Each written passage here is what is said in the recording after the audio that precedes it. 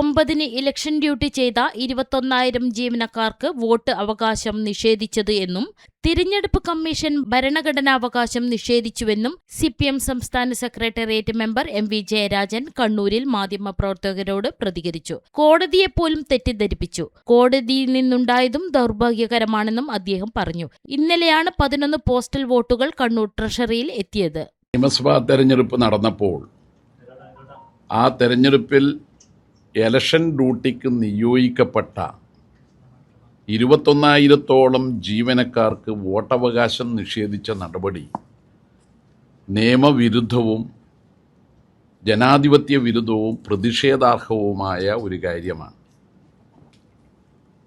Election commission ഭരണഘടനാ അവകാശമായ വോട്ടവകാശം വിനിയോഗിക്കണമെന്ന് എല്ലാവരോടും അഭ്യർത്ഥിക്കുന്ന, അതിനുവേണ്ടി ക്യാമ്പയിൻ നടത്തുന്ന ഒരു കൂട്ടരാണ്.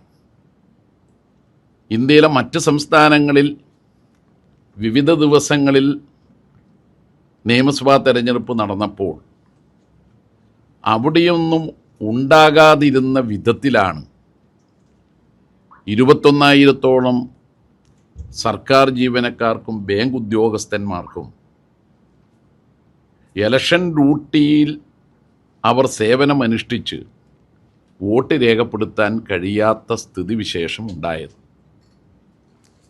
പോസ്റ്റൽ ബാലറ്റ് ഫെസിലിറ്റേഷൻ സെൻ്ററുകളിൽ എത്തിയപ്പോൾ കിട്ടാതിരുന്നവരാണ് ഇവരെല്ലാം. അതിനെ തുടർന്നാണ് അവർ കോടതിയെ സമീപിച്ചത്.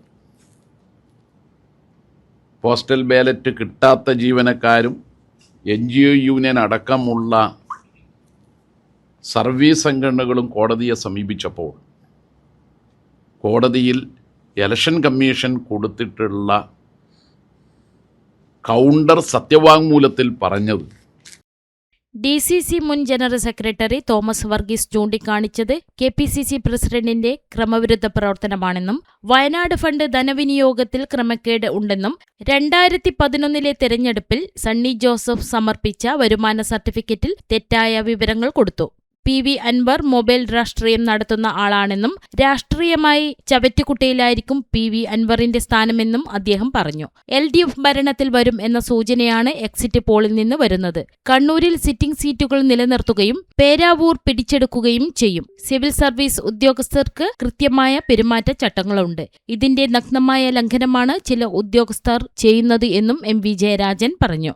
ഉയർന്ന ഉദ്യോഗസ്ഥന്മാർ എങ്ങനെയാണ് പെരുമാറേണ്ടത് എന്നതിനെക്കുറിച്ചും പ്രവർത്തിക്കേണ്ടത് എന്നതിനെക്കുറിച്ചും വ്യക്തമായ ഒരു നിയമവും വ്യവസ്ഥയുമുണ്ട്. Indian civil service rule 1968. ആ റൂളിൻ്റെ 5, 6, 7 വകുപ്പുകളുടെ ലംഘനമാണ് ചില ഉദ്യോഗസ്ഥന്മാർ ചെയ്യുന്നത് എന്നത് ആര് ഭരിക്കുന്നു എന്ന് നോക്കി നിലപാട് സ്വീകരിക്കേണ്ടതല്ല. 2013 ഇപ്പോൾ വിവാദ പുരുഷനായിട്ടുള്ള B. അശോക് അന്ന് അച്ചടക്ക നടപടിക്ക് വിധേയനായ ആളായിരുന്നു. അന്ന് UDF ആയിരുന്നു അധികാരത്തിൽ. അന്ന് ഒരച്ചടക്ക നടപടി മാത്രമല്ല, ഒന്നിലേറെ അച്ചടക്ക നടപടികളുണ്ടായി. ഒരെണ്ണം അന്നത്തെ ചീഫ് സെക്രട്ടറി ജയകുമാറിനെതിരായി പരസ്യമായി അഭിപ്രായ പ്രകടനം നടത്തിയതാണ്. രണ്ടാമത്തത് ഒരു മലയാളം പത്രത്തിൽ അന്നത്തെ ഗവൺമെൻറ്റിനെതിരായി അദ്ദേഹം നടത്തിയിട്ടുള്ള പ്രതികരണങ്ങളാണ്, ലേഖനങ്ങളാണ്. അന്നച്ചടക്ക നടപടി അവസാനിപ്പിക്കുന്നത് UDF ഗവൺമെൻറ് അവസാന കാലത്ത് ഈ തെറ്റായ കാര്യങ്ങൾ ചെയ്തതിലുള്ള വിമർശനം ചൂണ്ടിക്കാണിച്ചുകൊണ്ട്, പക്ഷേ അദ്ദേഹം IAS ആയി സർവീസിൽ കയറിയത് സമീപകാലത്താണ് എന്നും ജൂനിയർ മോസ്റ്റ് IAS ഉദ്യോഗസ്ഥനാണ് എന്നുമുള്ള പരിഗണന നൽകിക്കൊണ്ട് ഒരു ലീനിയൻ വ്യൂ എടുത്തുകൊണ്ടാണ് അദ്ദേഹത്തെ അച്ചടക്ക നടപടിയിൽ നിന്ന് ഒഴിവാക്കിയത്. പിന്നീടും അദ്ദേഹത്തിനെതിരെ അച്ചടക്ക നടപടികൾ ഉണ്ടായി. 2019 സമാന രീതിയിൽ മാധ്യമങ്ങളിലൂടെ പ്രതികരിക്കുകയും ലേഖനങ്ങൾ എഴുതുകയും ചെയ്യുന്ന നിലയുണ്ടായി. ഇതൊക്കെ ഒരു ഉയർന്ന ഉദ്യോഗസ്ഥനിൽ നിന്ന് ഉണ്ടാകാൻ പാടില്ലാത്തതാണ്. 68 റൂൾ 5 പറയുന്നത്